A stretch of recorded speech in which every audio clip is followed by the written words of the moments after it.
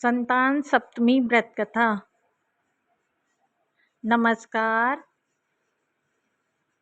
यह व्रत भाद्रपद शुक्ल पक्ष की सप्तमी को किया जाता है। इस व्रत को करने से श्रेष्ठ संतान की प्राप्ति होती है तथा संतान की रक्षा व दीर्घायु के लिए ये व्रत किया जाता है। आज के दिन सूर्य नारायण तथा शिव पार्वती की पूजा की जाती है। इसे ललिता सप्तमी के नाम से भी जाना जाता है। आज के दिन से ही महालक्ष्मी व्रत की भी शुरुआत हो जाती है। माना जाता है कि आर्थिक तंगी से छुटकारा पाने के लिए महालक्ष्मी व्रत बहुत ही लाभदायक होता है। इससे माँ लक्ष्मी प्रसन्न होती हैं। संतान सप्तमी के दिन प्रातःकाल जल्दी उठकर स्नान आदि से निवृत्त होकर साफ स्वच्छ वस्त्र धारण करें, रसोई साफ कर खीर पूड़ी बनाएं और चौक पूर कर चंदन अक्षत धूप दीप नैवेद्य से शिव पार्वती की पूजा करें व सूर्य नारायण को जल अर्पित करें। संतान की रक्षा हेतु शिव पार्वती को धागा अर्पित करें और धागे को शिव पार्वती से वरदान के रूप में लेकर धारण करें तथा कथा सुने। संतान सप्तमी की कथा। एक बार श्री कृष्ण ने युधिष्ठिर को बताया कि मेरे जन्म से पहले किसी समय मथुरा में लोमश ऋषि आए थे।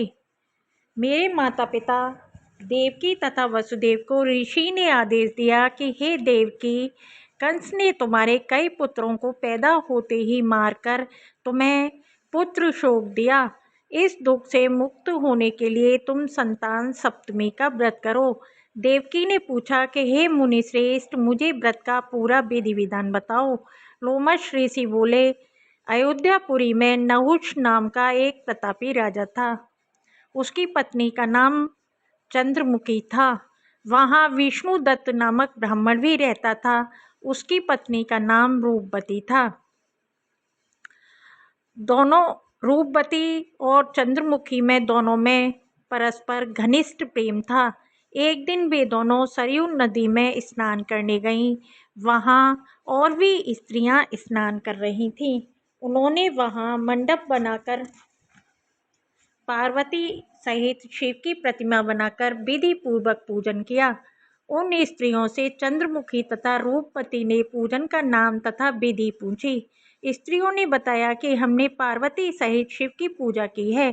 भगवान शिव का धागा बांधकर हमने संकल्प किया है कि जब तक जीवित रहेंगी तब तक यह व्रत करती रहेंगी। यह मुक्ताभरण व्रत सुख तथा संतान देने वाला है। स्त्रियों की बात सुनकर उन दोनों सखियों ने भी जीवन पर्यंत इस व्रत को धारण करने का संकल्प करके शिवजी के नाम का धागा बांध लिया। किंतु घर पहुंचने पर वे संकल्प को भूल गईं। फलतः मृत्यु के पश्चात रानी बंदरीवनी तथा ब्राह्मणी मुर्गी की योनि में पैदा हुई। कालांतर में पशु योनि छोड़कर मनुष्य योनि में आई। चंद्रमुखी मथुरा के राजा पृथ्वीनाथ की रानी बनी। रूपमती ने एक ब्राह्मण के घर में जन्म लिया। इस जन्म में रानी का नाम ईश्वरी तथा ब्राह्मणी का नाम भूषणा रखा गया। भूषणा का विवाह राजपुरोहित अग्निमुखी के साथ हुआ। व्रत भूलने के कारण रानी इस जन्म में बांझ हुई। कहीं प्रौढ़ावस्था में जाकर उसको एक गूंगा तथा बहरा पुत्र पैदा हुआ, पर 9 साल का होकर वह मृत्यु को प्राप्त हो गया। भूषणा ने व्रत को याद रखा था, इसलिए उसके गर्भ से सुंदर तथा स्वस्थ 8 पुत्रों ने जन्म लिया। रानी ईश्वरी के पुत्र शोक की संवेदना के लिए भूषणा उससे मिलने गई। उसे देखते ही रानी के मन में ईर्ष्या पैदा हुई। उसने भूषणा को विदा करके उसके पुत्रों को भोजन के लिए बुलाया और भोजन में विष मिला दिया, परंतु भूषणा के व्रत के प्रभाव से उसका बाल भी बांका न हुआ। रानी ने क्रोध में भरकर अपने नौकरों को आज्ञा दी कि भूषणा के पुत्रों को पूजा के बहाने यमुना नदी में ढकेल दो। भूषणा के बालक व्रत के प्रभाव से इस बार भी बच गए। परिणामतः रानी ने जल्लादों को बुलाकर आज्ञा दी कि ब्राह्मण बालकों को वध स्थल ले जाकर मार डालो। जल्लादों के बेहद प्रयास करने पर भी बालक मर न सके। यह सुनकर रानी को आश्चर्य हुआ। उसने भूषणा को बुलाकर पूछा कि किस कारण उसके बच्चे नहीं मर पाए हैं।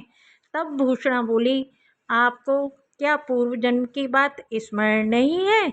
भूषणा बोली, क्या? मुझे कुछ भी स्मरण नहीं है। तब उसने बताया कि पूर्व जन्म में तुम राजा नहुष की रानी थी और मैं तुम्हारी सखी थी। हम दोनों एक बार भगवान शिव का धागा बांधकर संकल्प किया था कि जीवन पर्यंत संतान सप्तमी व्रत को किया करेंगी, किंतु दुर्भाग्यवश हम भूल गई। व्रत की अवहेलना होने के कारण विभिन्न योनियों में जन्म लेती हुई अब फिर इस मनुष्य जन्म को प्राप्त हुई हैं। अब मुझे इस व्रत की याद हो आई थी तो मैंने व्रत किया। इसी के प्रभाव से मेरे पुत्रों को आप चाह कर भी न मरवा सकी। यह सुनकर रानी ईश्वरी ने भी विधि पूर्वक यह संतान सुख देने वाला मुक्ताभरण व्रत किया, संतान सप्तमी का। तब व्रत के प्रभाव से रानी पुनः गर्भवती हुई और एक सुंदर बालक को जन्म दिया। इसी समय से पुत्र प्राप्ति और संतान की रक्षा के निमित्त इस व्रत का अत्यधिक प्रचलन हुआ। माताएं इस व्रत को बड़ी श्रद्धा व प्रेम से करने लगीं और